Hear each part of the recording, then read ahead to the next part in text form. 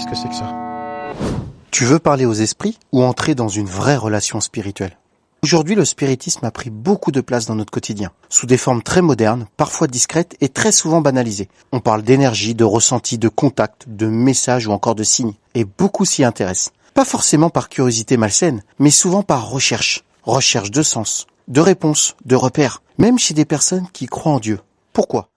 Parce que l'homme sent qu'il y a plus, qu'il y a autre chose, qu'il existe un au-delà de ce qu'il voit. Alors il cherche à entrer en lien avec l'invisible. Le spiritisme devient parfois un jeu excitant, une aventure spirituelle ou une tentative d'apaisement. Mais ce qu'il faut comprendre, c'est que cette démarche n'est pas d'abord spirituelle, elle est existentielle. L'homme cherche à communiquer avec les autres, mais aussi avec ce qui serait au-dessus de lui, au-delà de lui. Et sur ce point, il n'a pas complètement tort, car en vérité, l'être humain est bien fait pour vivre une relation avec un esprit. Un esprit. L'esprit, c'est ce que nous croyons. Nous les chrétiens, l'homme n'est pas fait pour naviguer entre des esprits, mais pour vivre une relation spirituelle juste. Et c'est là que la différence devient essentielle.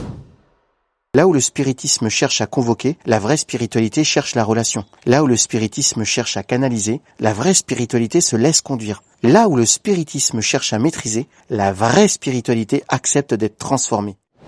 Et pour le croyant, cette spiritualité n'est pas floue, elle a un nom, c'est la vie avec l'Esprit de Dieu. Ce que tu cherches à obtenir à travers des pratiques mystiques, Dieu a déjà prévu de te le donner simplement à travers une relation avec lui. Alors non, tout ce qui parle d'esprit ne vient pas forcément d'en haut. Ce qui vient d'en haut, c'est une relation vivante avec l'Esprit que Dieu a voulu te donner.